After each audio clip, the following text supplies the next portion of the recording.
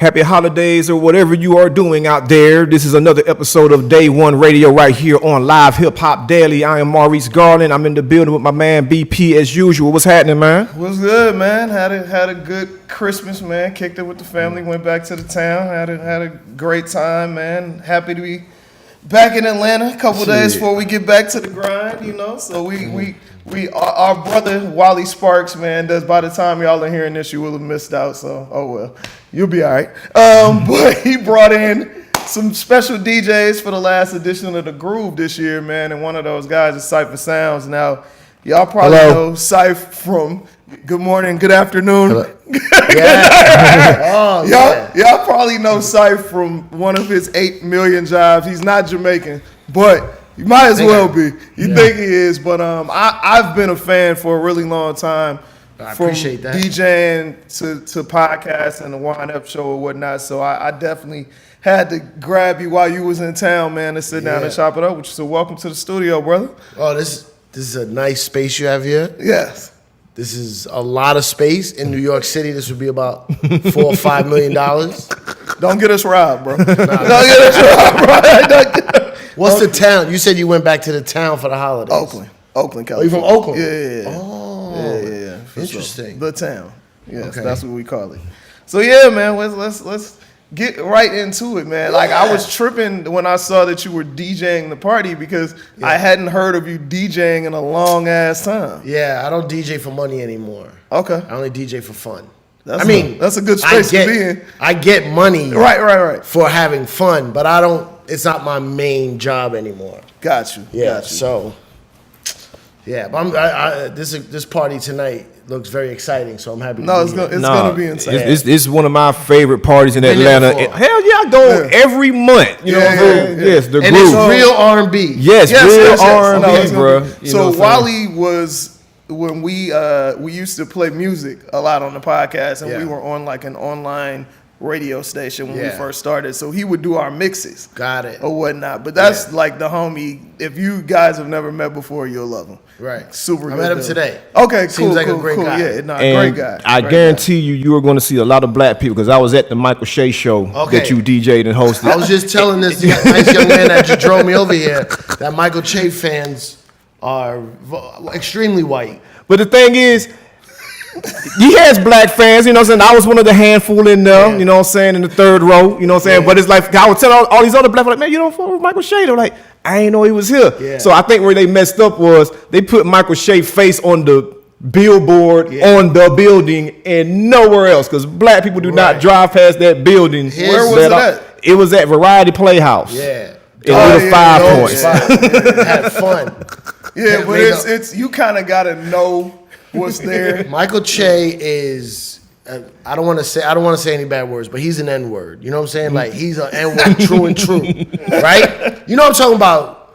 When people get on and sometimes they're bougie or sometimes they're crossover. In his heart, he's an N-word. But you know, he plays it up very well for TV to hide his N-wordness. But he always tell like when we do shows, I travel with him all the time, and when we do shows, the faster the tickets sell out online, like months in advance, he goes, "Oh, there's gonna be a white audience." Like, because we don't buy tickets in advance. That's why no black people come to Michael Shea shows because by the time they find out he's around, the tickets already sold out. We just had a whole conversation about me spending damn near $1,000 for a ticket to a basketball game that would have cost me $400 had I bought them when it was supposed to. Just dumb shit. That's just it happens. That's what we do. But yeah, man. So you came up, you know, in the rap game. You've had a million jobs. Yeah. A million jobs. So me and Maurice was talking about you're in the comedy world. Yeah. So rappers and comedians both been catching a lot of flack. Yeah. Recently. Both suck. Both suck. Who catches more flack, rappers or comedians? Rappers nowadays, comedians are kind of getting it more than rappers, I think, because comedians are talking they give more of their controversial opinion in this world that we live in now where there's Instagram, Facebook, Reddit, YouTube. It seems like your comedic opinion is a soapbox stance. Yeah. And people either take offense or it's polarizing. They either take offense or they ride on your side, and it creates this friction of both sides when a comedian is just in the middle trying to be funny. Most of the time. Some comedians have strong opinions, but it seems like that they're standing on a soapbox proclaiming an opinion and a fact when it's really just a joke. Yeah, you know what I'm saying? yeah. So nowadays, where like everywhere you go, there's cameras or some kind of social media, social networking tool. It's like, oh well, he said this, and like, yeah, he said 40 minutes worth of stuff before he said that. Yeah. That was all in context. You know what I'm saying? Selective outrage. Selective outrage. And the crazy thing about comedians too now is like, it seems like to be literal, like people cannot take a joke and they think that everything is off limits. I was watching this one comedian, I forget his name, but he had the thing on HBO that Gerard Carmichael produced, and he had an interesting. Michael. White guy. You're white guy. Michael, He was talking about how, folks get mad at him when he tells jokes about suicide and shit. And they were like, you can't joke about that. But like, well, what if I was a suicidal person and I live to talk about that shit? Right. Why can't I talk about goddamn suicide and make shit funny? Like, you want to be sad about that all the time? But folks still get mad like, that's inhumane and bad or whatever. So folks can't really take much anymore, man. Nah, you absolutely right, man, for sure. So comedy, man, what took you so long to get into the game? Because like you talked about on the podcast, like Chappelle telling you were funny and you should do stand up, and he was like, Yeah. like what took you? Did you not have the confidence that you or the desire? No, it's the same reason why you didn't get those basketball tickets when you're Bullshit. supposed to. Bullshit. Nah, I mean when I was a DJ on the Chappelle show, and me and Chappelle used to fuck around. I thought you were saying no bad words. No, just the N-word. In New York, I say the... All right, hold on. Pause. Rewind. In New York, Puerto Ricans are allowed to say the N-word because we are N-words. But I remember getting off of a flight in Atlanta, and I don't know the rules here, so I'm just going to be careful. In New York, all day. We are that. Right. So before you go, I have a quick sidebar, and I don't know how I just noticed this, considering I've been going to LA my whole life. I was born in LA. I went to the Puff Up Pass tour with my cousin Rich, and I noticed the real difference between Northern California and Southern California. Yeah. Mexicans in Southern California are Mexican. Yes. Mexicans in the Bay Area are niggas. Niggas, yeah. Absolutely. They act just like we do. New York and Bay Area. Just like we do. That's the difference. LA is super segregated. Super Bay segregated. Area, New York, we all together. Yeah. Like, I got a joke I do on stage. I'm like, yo, if I'm driving in a car with 3 of my black friends and police pull us over and they're like, niggas, step out of the vehicle. I can't go, oh, he wants y'all to step out of the vehicle. You know what I'm saying? I gotta get out. That's true. That's very true. That's very But true. anyway, so Chappelle, so when we used to mess around before we started taping the TV show, and he would come out and warm up the crowd. Donnell Rawlings would warm up first, then Chappelle would come out, say something, and I would like play music stuff, and he would joke around with it, and we would just improv with each other. And like, when we were shooting, he'd be like, yo, Cipha, you funny, like you should do stand-up. And at that time, I was like 100% hip-hop, radio, into the game. And I was like, comedy, why would I do that? I love watching it, but I would never think to do it. And then years later, I was like, oh, the genius I spoke to was right. Right. The genius Dave Chappelle actually knew what he was talking about. You know what I'm saying? It's like Steph Curry telling you got a nice jump shot. Yeah, you like- and you just want to dunk every time in No, the game. You're like, no, I kind of like making these hamburgers. Right. That's wild. That is definitely wild. So you find, how did you like, because I knew you more so from like the improv stuff. So was that like an easier entree in than to just do That wasn't the first way in. Gotcha. So there's a difference between stand-up comedy and improv comedy. Sure. Stand-up is you stand up on stage by yourself and you perform a written act of jokes, whether it's loose like Michael Che, where it doesn't even seem like it's written, or someone like Jim Gaffigan, who's just like machine gun firing jokes. Right. And then improv is you go on stage, usually with a bunch of people, and work off of each other and make up the show on the spot. So I did stand up first for a while, and then I got the morning show on Hot 97, and my producer was like, yo, all of a sudden when I got the morning show, it went from being fun on the radio to then being a boss. I had to be a quarterback of a team that didn't want to be quarterback. So it was a lot of stress for me. So my producer was like, yo, you kind of seem tight and tense. You should take an improv class so you can learn how to loosen up. And then 2.5 years of my life gone in this improv world. Gone. Right. 2.5 years in this ditch of young white college kids. I'm the old man in the class learning how to do this improv stuff. But I mean I love it. Did your employer pay for this class, or was this? No. Luckily, that's when I used to be kind of rich. Yeah. So I had money to pay for the classes. Not no more. Not no more. The kids are expensive. Everything is For sure. So how did you immediately think, yo, this is cool, but I want to bring hip hop into this, or did that idea come later? No, my hip hop improv show? Yeah. No, it was a scam. So Okay, so there's this theater called the Upright Citizens Brigade. Yeah. I can't tell you how many celebs come from there.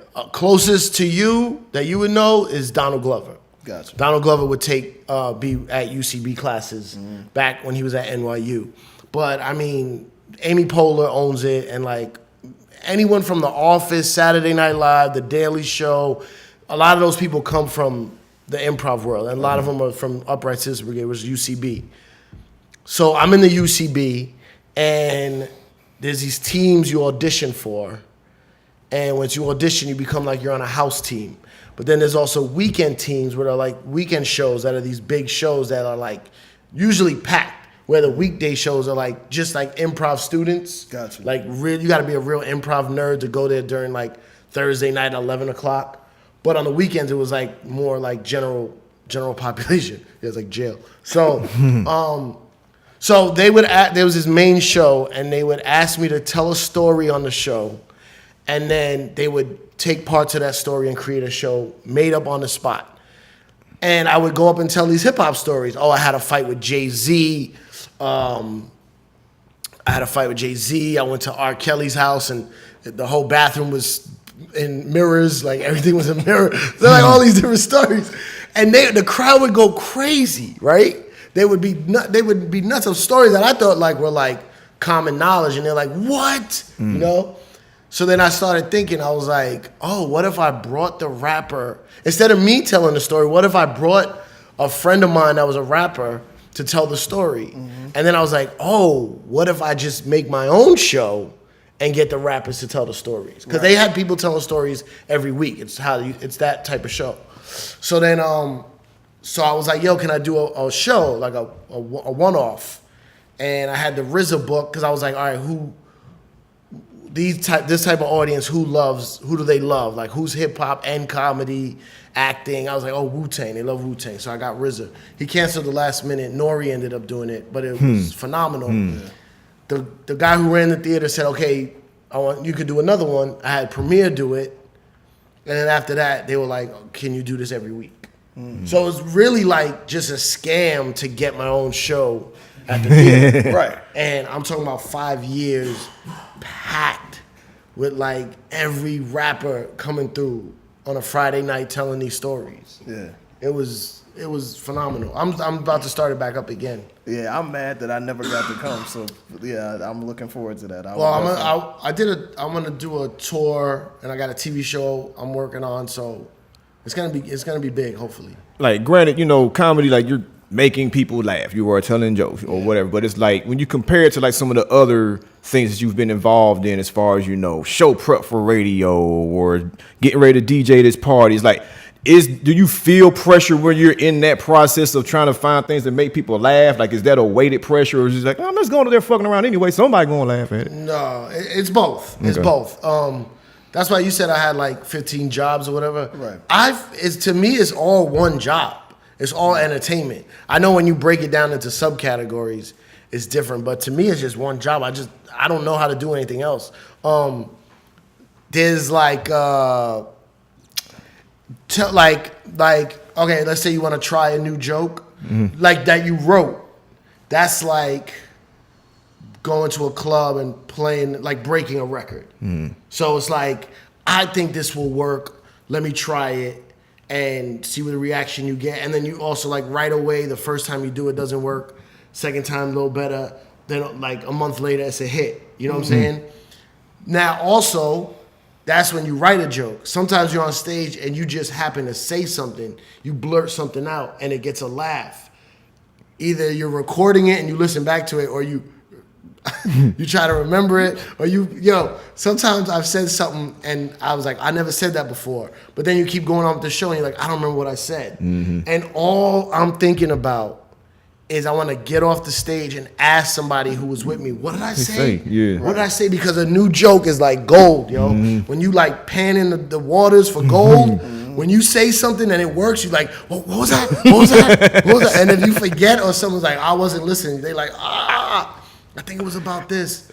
But yeah, I don't really, it's pressure, but it's a fun pressure. You know what I'm saying? Like I was talking to my boy, he does a lot of like my admin stuff. Yeah. And he was stressed about life. And he was like he had some shit going on. He was really stressed. He was like, yo, I don't know, like, how come you always seem like you got it together, or like, what's your release? And I was like, yo, Jay, I perform.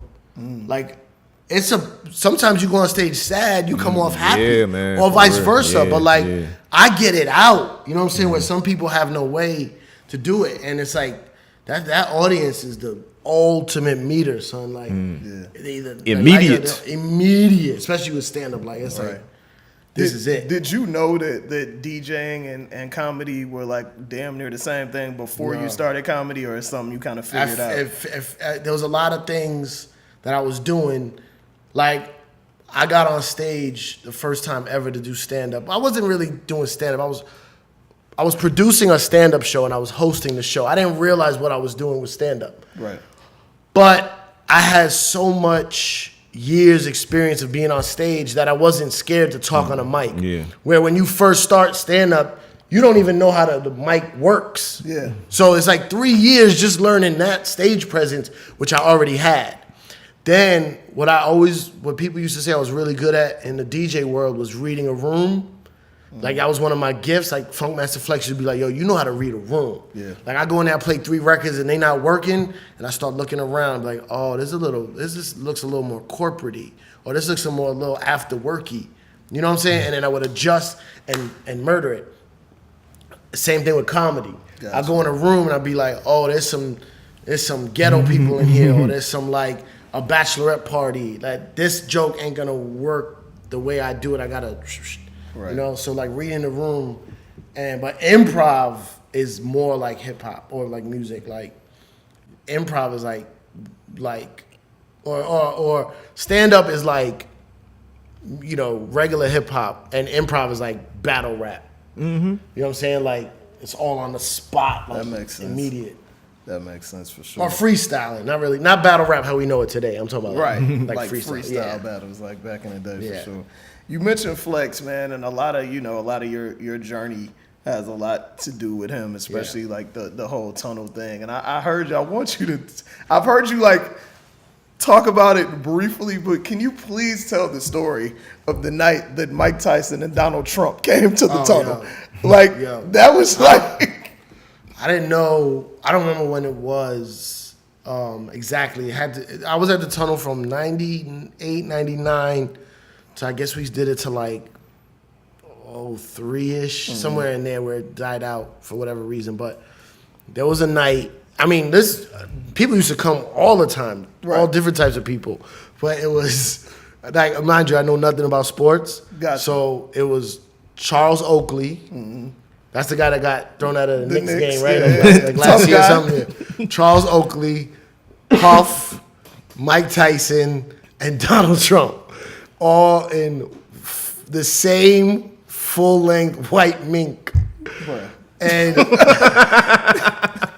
I don't know where they were coming from, where they were going, but they came. I mean, the tunnel was on Sunday nights. Right. So it was a Sunday night. Maybe one of them had I don't know where they were, an award show or a dinner or something. But Trump, I've not met Trump, but I've been in the building with Trump numerous times. You know what I'm saying? Like, he was always around the rap game. Yeah. Like, always. Like, he was he's one of the most shouted out people in rap records. The most. Honestly, if not, the people most. got mad at me when I said this. I honestly feel like people talk so much shit about Trump now, but I guarantee you, there are at least 3 times more Trump references in rap than there are MLK and Malcolm X put together. 1,000%. So I'm like, why y'all turf hopping? He's been an ain't shit person since day one. Ain't none of this new if you read. Like, it's come on. You can't pick and choose. The tunnel was crazy because, like, people would come in there and there was no tables back then. There was no VIP. There was like, you come in a DJ booth or you stand like kind of like right in front of the DJ booth, and they had security obviously with them, but they was in there like, I mean, I that's back when I was like a backpacker hip hop.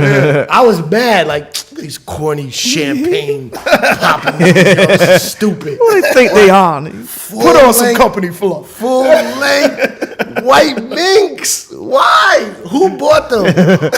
Who bought 4 of them? That's insane. That's insane, man. That's another. I wish that I had been able to go to the tunnel. Man, the tunnel. That's how I became friends with Cameron and Jim Jones. But then also like Sadat X was always in there, Brand Nubian. It was like the crossroad of the mid and late 90s. Yeah. So it was like Channel Live, the guy from Channel Live was always in there. Yeah. Black Moon and them. There's Nori, DMX, like the Rough Riders, all Memphis Bleak, all of them before they really popped off. Right. And then and then we watched them like just that year, that 98 when like Nori, Cannabis, DMX, Big Pun, Cameron, all those albums came out, and they were going platinum, and we thought we were losing our minds, like, wow, they going platinum, like this is crazy, and then obviously now like it goes way more than platinum, but at that time it was. And they were all there. They were like hanging out, not performing. Yeah. Hanging out. That's where they went. Nah, that's crazy. That's definitely a moment in time that we'll probably never see again. Nah, never. In hip hop. Never. A club that big, right, just for hip hop. Mind you, it was a war zone. It was very life threatening to be in that club. Heard the story. Regular basis, yo. Scary. I didn't know. I was dumb. I would not go there now. Like, back then I was young and ignorant. Like I had a chain. I thought I was fly. I had a chain. Stupid. Hey man. We all got them spots we wouldn't go to now. Hell yeah. Yeah, you're right about that. But that's one of the perks of being young and dumb. You just do young and dumb shit, and you have stories to tell later. And thank God you survived. It's funny to me, like when you came into comedy, because I know with DJs a lot of times, especially like with celebrity DJs and stuff like that, it's like, we got another one. When you came into comedy, is there the same thing? Or comedians be like, this 100%. Don't you got to be on the radio in the morning, like type shit? A lot of hate, and also double hate. There was always a hate of like either like celebrities or like new comedians coming around, but. I didn't know this at the time, but there's a lot of radio dudes that think they could do comedy. So being a radio person, I was getting a lot of hate. But here's the thing though. I didn't realize I was getting hate until later, because I used to pay a lot. I used to pay comedians a lot to do my show. Gotcha. Right? I was at this club called Comics, and the lady was like, on a weekday, comedians get paid $25. I was like, $25? It's to this day, still. To this day. That's crazy. I was like, I can't pay no man $25. Like, right. I would not have a show if it wasn't for these people. So I was paying like $100 or $200. I didn't know. To me, I was like, all right, 5 comedians.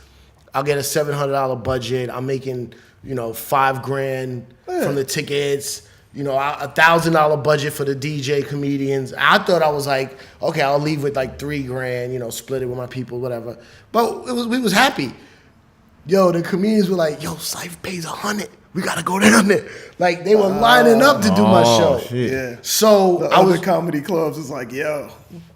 I was treating them well, and I was giving them good spots in front of a packed room with Rick Ross, Lil Wayne, Drake, Trey Songz. Everybody was in the audience. Right. So they was like, oh, we going to Cipha show, even if they, but then I would pay them a lot.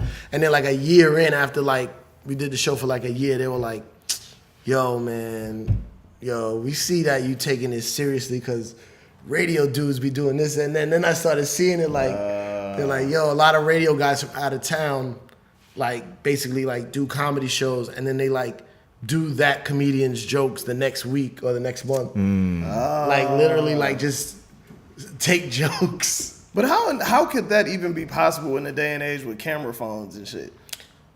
I mean, everybody don't be looking for that kind of stuff. Yeah. You know what I'm saying? Some of that stuff that just be floating out there, Yeah. and you wouldn't even notice it until like, you know, it always be that one person. It don't be a lot of folks. It always be that one person like, yo, man, Amy Schumer Yeah. stole so-and-so's joke when I saw him performing it in this back alley in 99. You know what I'm saying? It don't be like a swath of people like, oh, we've all heard these jokes. nobody- You know what I'm saying? And back then, nobody cared. Camera phones weren't like a thing like it is now. Got you. And also, like, I don't know like, once you laugh at a joke, you're not really like, unless it's like one of them killer jokes where you're gonna try to tell it at work tomorrow, you don't realize it was someone else's, or they might kind of remix it. Or the game is crazy with jokes. The game is crazy, man. Or there are more bars being stolen or jokes being stolen. Bars or jokes? Which gets stolen most? Well, how do you steal bars? Like People steal bars all the time. ghostwriters, or what Or do you mean, just like, that sounded cool, but I'm going to flip it in my way. and add, you know like what I mean? remix it. Yeah. Yeah, I don't know which is more, but the joke game is crazy. It's like you kind of gotta like, if you do a joke and someone's like, yo, so and so got a joke like that, you kind of gotta just give it up. And then you might be like, oh man, that's my baby. That joke, I wrote it. La, la, la, la. And they're like, you gotta just give it up. What if it's something that you wrote first, or a comedian that's like still making their way wrote first, and then like a big motherfucker takes it and does it also? Is it just like, oh, it's not? It's a little different now, but back in the day, comedians told me that like whoever did it on TV first is their joke. Ooh, that's cutthroat. Yeah. That sound like the pimp game. That's tough. Hey, what's that shit called? The tree didn't really fall, bro. You know what I'm saying? Damn, that's tough. That's tough. Yeah, there's a lot of jokes. You also spent a lot of years, man, while you were on the radio doing, you know, A&R for different labels and stuff like that. And you broke, you know, a lot of acts, worked with a lot of acts. The Rosses, Rihanna's, Nina Sky, yada yada yada. And you've talked about not getting proper credit for a lot of stuff you've done. Yeah. How did you like get to the point where you were at peace with it? It's hard. It's like I don't want to do anything else, so I'm not gonna stop. Right? I'm not gonna stop working. Right. So what other choice do I have? You know what I'm saying? Like I was young and naive, and it's an equivalent of like when you hear young rappers give up their publishing. You know what I'm saying? I was young and naive and I didn't know. But also I did get stuff from it. I just didn't get the direct proper credit. But I didn't get credit. I didn't get credit for breaking Rihanna and helping. I didn't bring her to Def Jam to get signed, but I did have to help convince Jay-Z to sign her. Right? So only me and Jay know that, and does Jay even really care or remember? Right. Like when the story is told of Rihanna walking into the room with Jay Brown and all these other Def Jam execs and A&Rs, and they not letting her leave until, you know, they sign the deal.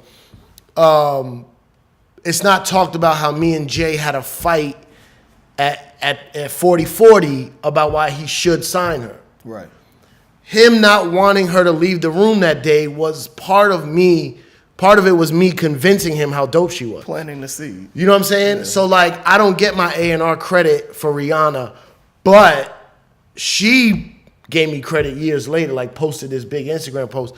And like, I have, now it's like written proof of the true story.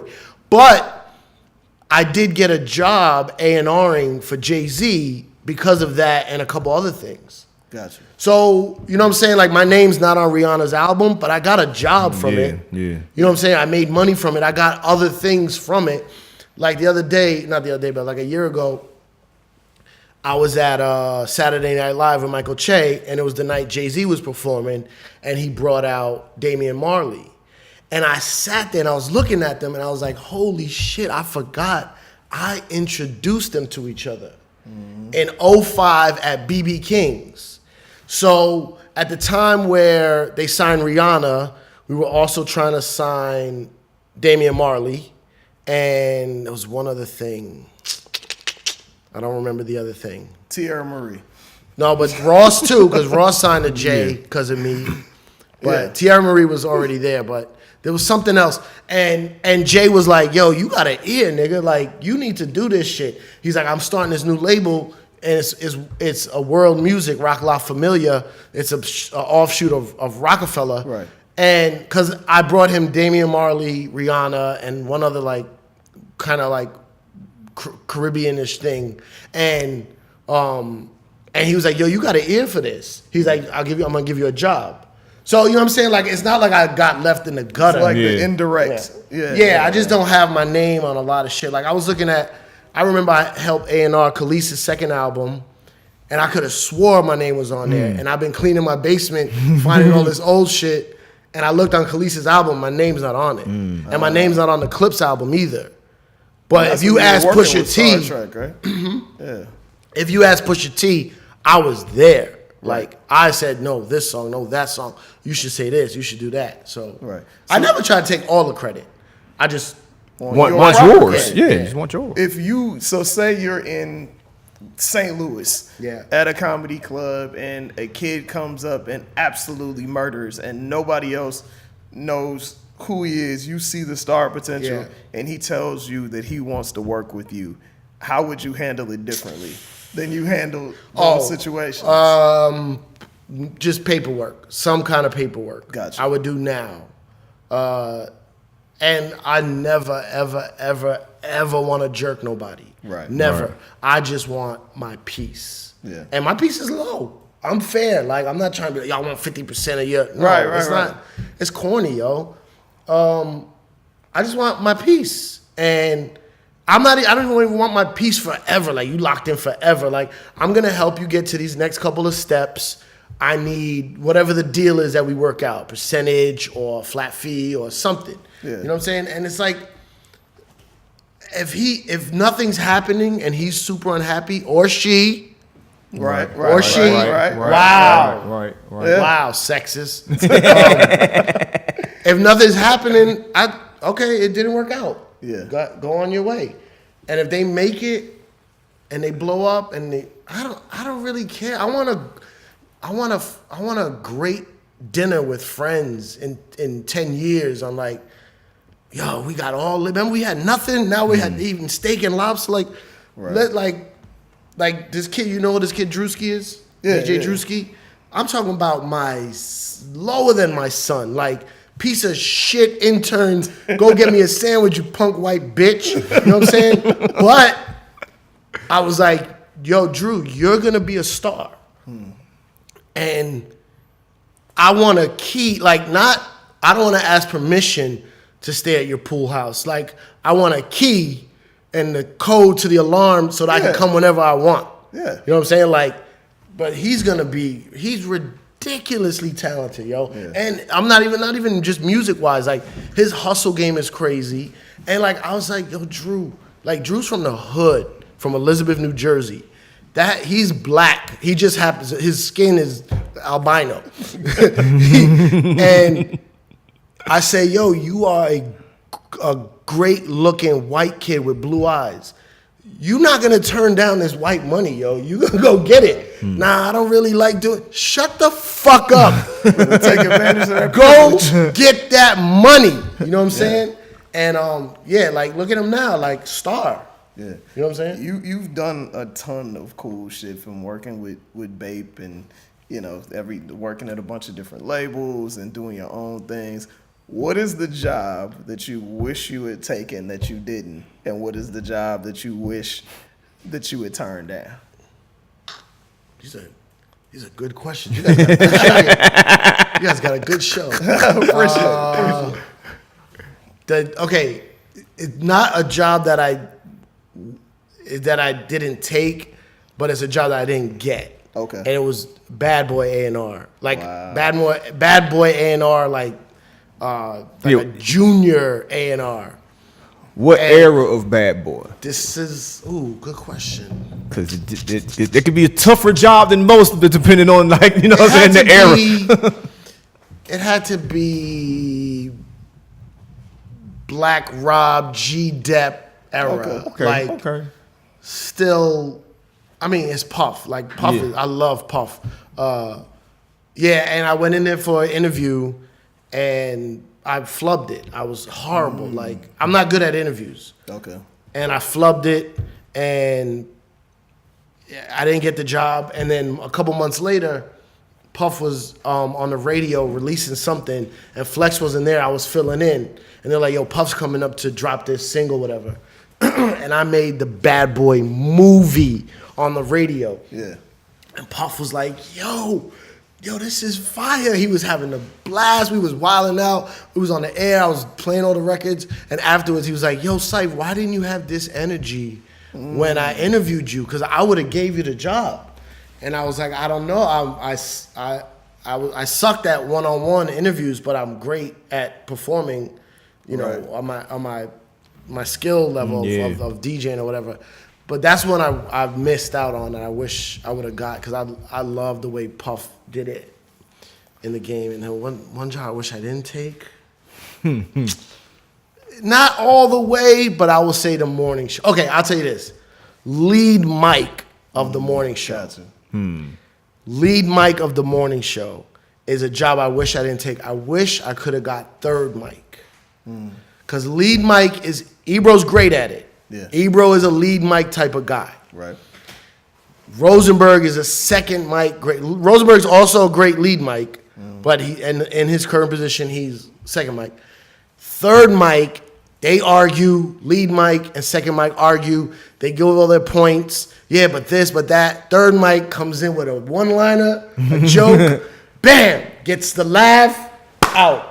Gotcha. Yeah. That's really what I wanted. I didn't want to be the boss of the morning show. I didn't want to be a boss. Like, I wanted to just be. I was doing all this comedy stuff. I wanted to be funny. Morning shows are considered funny.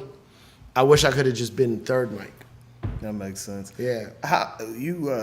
I guess sort of recently, earlier this year, you did Breakfast Club. How weird for you was it being on the air at Power after you were a lifer at Hot? It didn't feel right. I was on the air twice before on Angie's show. And that's different though, because that's your girl. Yeah, it never felt. Yeah, but Angela Yee's my girl too. True. I taught Angela Yee how to do radio. Yeah. Like, that's my girl. She introduced me to my wife. Oh wow.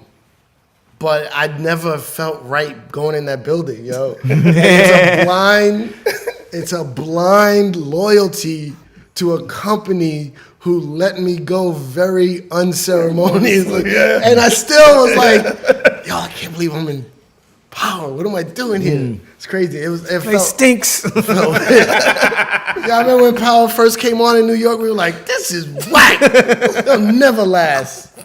Hey, it happens, man. Yeah, but also on the other side, like, I don't have beef with nobody, so I was always cool with Envy. Yeah. Angela's my heart, and me and Charlamagne was cool. Like, we weren't friends, but every time we've ever seen each other or spoke, I think I texted him. I texted him when I left Hot.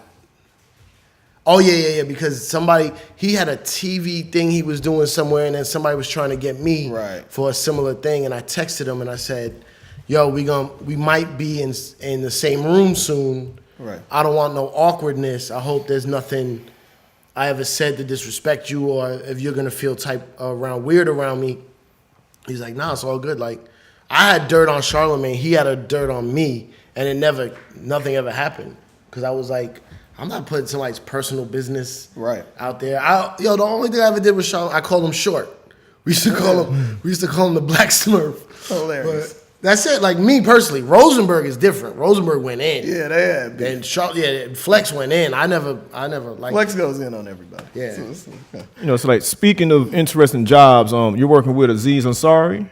Yeah, I have. I mean, I went on the road with him a couple times. Like, what was that like? Because, like, for a minute, that man had a target on his back. You know what I'm saying? And it's like, and you were pretty much working with him at the time where it's like, oh shit, he's coming back outside to play for the first time in months. You know what I'm saying? Like, what was that? Well, his target wasn't as bad. His target was, it was nobody, especially in the comedy world, nobody thought anything of it. It was like the whole article of like basically like a bad date. Yeah. So yeah, it's weird because I host a lot at the Comedy Cellar, and that's where they usually come back. And I never felt anything with Aziz. I'm sorry. Nobody ever said anything or did anything. Now, Louis C.K. is a different story. That always felt weird, and some people would get upset and walk out of the room. Oh, wow. But then Louis said, hey, you want to do some shows with me on the road? And I was like, on the outside, I said, yes, of course. Louis C.K. is another one of my heroes that I love comedy-wise. And I said, yeah. And then I was like, oh, man, are people going to say... I mean, this hasn't happened yet. I don't even know if it's going to happen. Yeah. But I said, yeah, of course. And then I was like, would I post it? I don't know if I'd post it. Right. I'd have to think about it. But I don't... listen, Louis... Anybody who has any dirt on their name is... I think everyone has dirt. It's just some people's dirt has been exposed. So do you not work with people just because they have exposed dirt when you know there's buried dirt, or you know what I'm saying? Yeah. I don't know. That's a tough one. Like, you working around with the dirty guy, and it's like, oh, you know what it is. Everybody done made their judgment, but like, you got that person that's hiding the dirt. You know what I'm saying? Yeah. I don't know, because I don't judge anybody on their personal life. Right. You know what I'm saying? I just don't care. I don't know. But I also I have friends that are like hardcore feminists, and they're like, how could you do that? What about this? What about that? And it gives you something to think about. So I don't know. For sure. You obviously super comfortable on stage. Was there any kind of is it kind of weird now being on TV every week? No, I don't. I've never watched myself. So, nah, it's the same thing to me. It isn't. So it's not like increased, like people coming up to you with like crazy shit. No, not like back in the day when I was on MTV, the Sucker Free joint. Yeah. I felt the change. Gotcha. There was one time I went to Vegas. I get out of the car. There's a guy screaming at some girl, like disrespect, like, bitch, I told you don't ever fucking da. And I looked over, I said, oh shit, he's gonna hit her. It looked like he was gonna hit her. He had her phone. He's like, I told you don't fuck with me. Hey, you from Sucker Free? I said, I just stopped a domestic violence case with my face. But when I got on MTV, I felt the change. Now, I don't feel it because there's so much shit to watch. Yeah, you're right. YouTube stars are bigger than... I just always wanted to be on TV. Yeah. I always wanted to be on TV. That was a lifelong dream of mine. Now I got 2 shows, and they don't make... I mean, they're popular shows. They're pretty good, but they don't make a huge impact to the point where, like, I'm just going everywhere for free now. Like, I'm just happy to have a show, you know? But it's not like it was before with that MTV. I remember the difference. And then I remember when it started dying out, and I was like, oh, shit.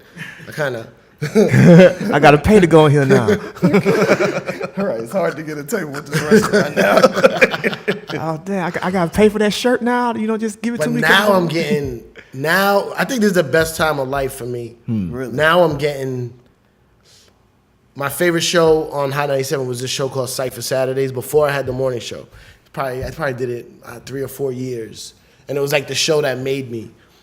And all the kids, if you was in junior high or high school or college at the time, you're now like anywhere between 22 and 28.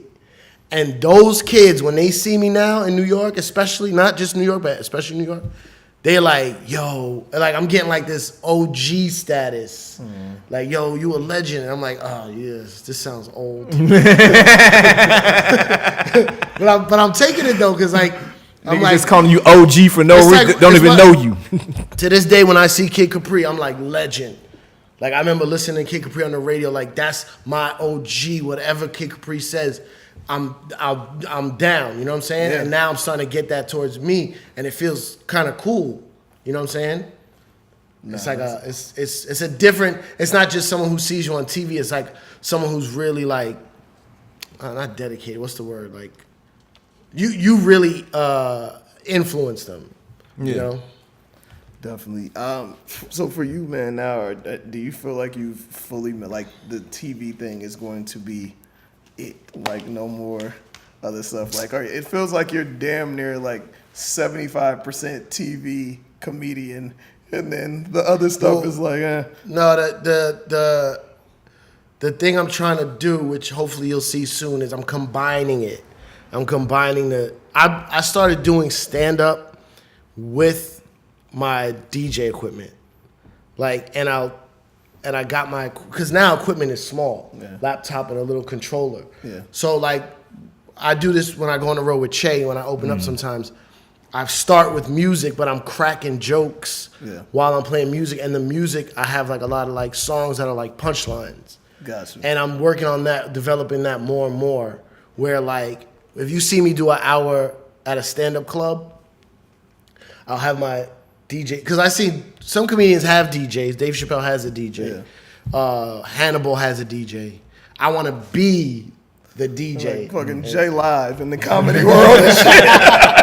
Oh, what's the other kid? The drummer? The new kid. Anderson .Paak. Anderson .Paak. Yeah. Yeah, he's drumming and rapping. But like, no, like this is my dream. You wanna know my dream?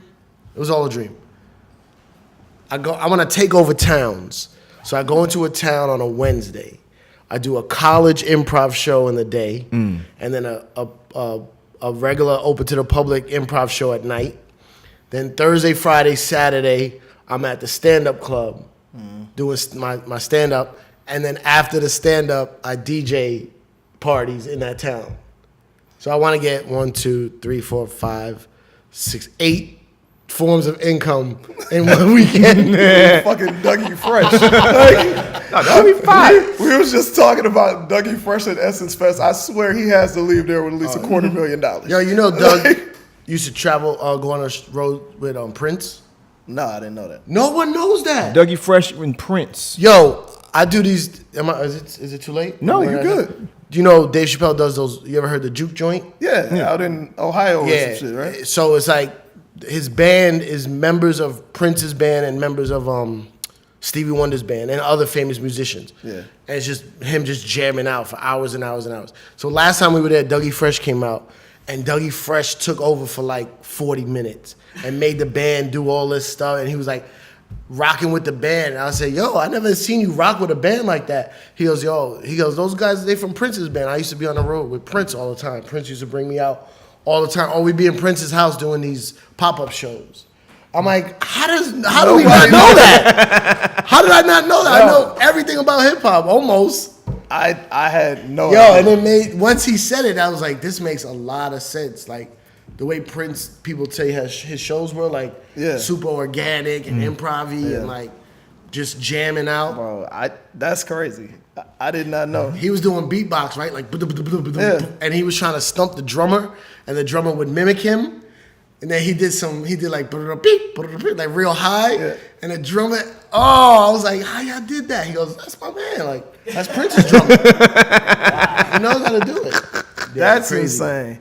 Do you? I know that you're like kind of doing the podcast thing again on Tidal, but do you miss like the every week the wind up shit? Oh yeah. Well, wind up's coming back. Oh really? Yeah. Okay, dope. Wind up exclusive. Hey. Wind up's coming back. We got a big announcement coming soon. Nice. Then I'm about to do this other podcast. This girl, she writes with. She's a writer, so she writes with me. Her name is Savannah. She's 25 years old from the suburbs of New Jersey, and she knows what a 25 white girl should know about hip hop. Right. But she's very curious, and she'll ask these questions that sound, pardon my French, but retarded. so I call her White Noise. Hilarious. And on my Instagram, she's White Noise. And whenever she asks one of these questions, if now I'm catching it early where I can catch it before she asks and start recording her. So we were talking one day, and she was like, "Oh, I was playing something." She's like, "Wait, Will Smith rapped before Fresh Prince of Bel-Air?" I was like, "Come on, what? What did you just say?" So then I had this other show, and I had A$AP Ferg on, and I hear her, and when I'm walking past her, I hear her go like this: "One gold tooth," right? And I said, pulled out my phone. I said, "What did you just say?" She's like, one gold tooth. Like what? Like I'm Shabba Ranks. And I said, do you even know, not who Shabba Ranks is, I said, do you know what the term Shabba Ranks is? She's like, no. I'm like, okay, what do you think it is? Is it a person, a place, or a thing? Yo, I can't take it. Yo. What was our answer? I forget what she said. I think she said a place. She said, a place? And I was like, you don't know. And I said, have you ever heard the remix to the song Shabba Ranks? She goes, yeah. I go, do you know Shabba Ranks is on the remix to Shabba Ranks? But listen to this though.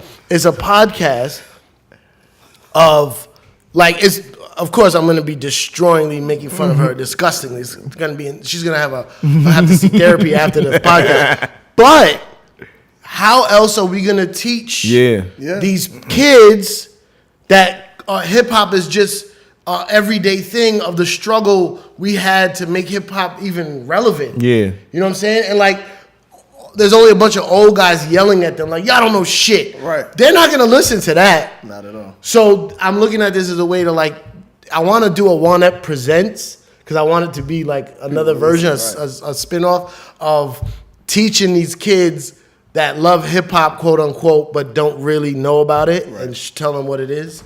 In the form of abusing. Seriously, I feel that because we started this thing 2 years ago doing a hip hop trivia event out here, and it's kind of like hip hop trivia meets karaoke meets a party, and it's crazy and been super successful. But it's literally people in their early 20s to their mid 40s. You see some of the answers they write down sometimes. Sometimes the answers be so wrong. Hey, hold up, bro. We can look this shit up again ourselves. Did we miss a detail? You know what I'm saying?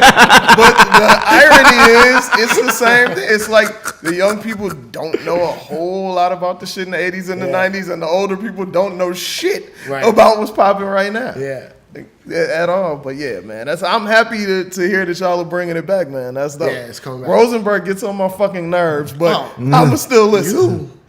Oh yeah, it's so many times I'll be listening, talking what the fuck are you talking about? Yeah. Nah, I want to strangle Rosenberg on a daily basis. That's probably part of the appeal. It is the appeal, which is there's some chemistry we have where people love it.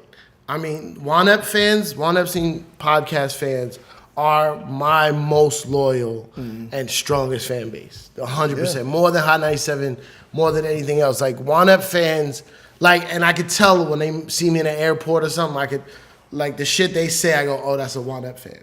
Yeah. But yeah, it's not. He's nuts. He's nuts. For sure. Most definitely. Before we get out of here, man, because I've listened to the show, like damn near listened to every episode, you seem like in a super good place, man. Yeah. Are you still doing the therapy thing? Or you? I go back when I need to tune up. Got you. Yeah. Like I went back a couple of weeks ago for 2 sessions. I'm gonna go for 2 more.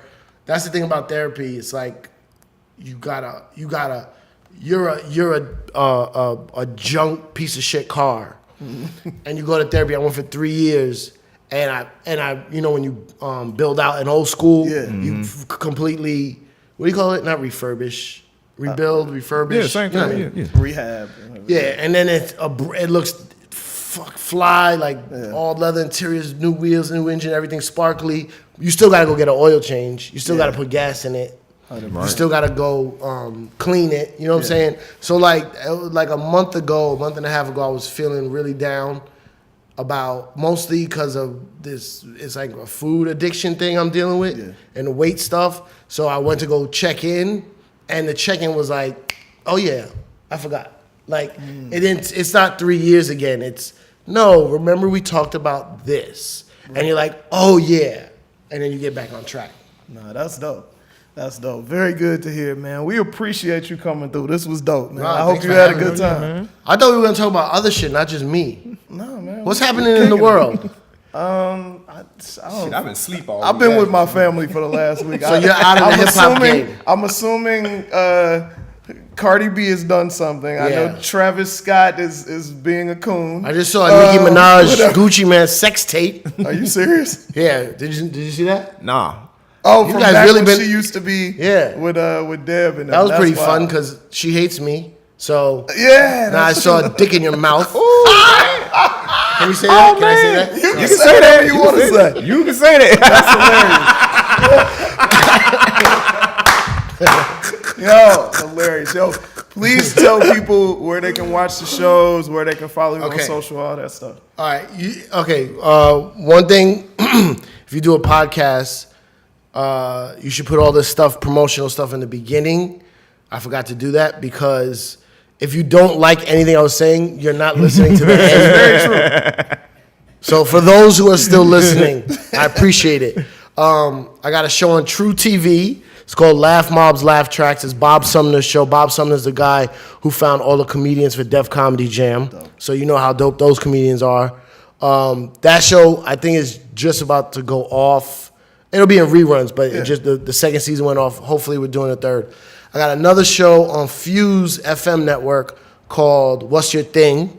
And this is where I interview mostly artists about their like hidden passions and obsessions. Really fun. Like A$AP Ferg is a painter and an artist. I never knew that. Yeah. And Young M.A. loves to cook. Wow. Like an ill chef. So these are things they don't really rap about. But No wonder she's taking everybody women. hello. And then just at Cipha Sounds is pretty much all my social media stuff. CIPHA Sounds spelled correctly. No doubt. And we're assuming that you like us because you listen and watch every week. So, you know, follow us on Day1RADIO, DAY, the #1 radio. Also follow Hip Hop Trivia, ATL, on all social media. What happened? I remember I was skipping through, you know, when you download new records? Yeah. And I was skipping through, and I heard one song that said, yo, I've been with my day one since day one. That's what it means! Of course you've been with your day one since day one. Who said that? Find out who said that. Get back to me. Will do. On that note, man, happy holidays, happy New Year. We'll see y'all next week with another dope show. Peace. What part of Atlanta is this? Downtown.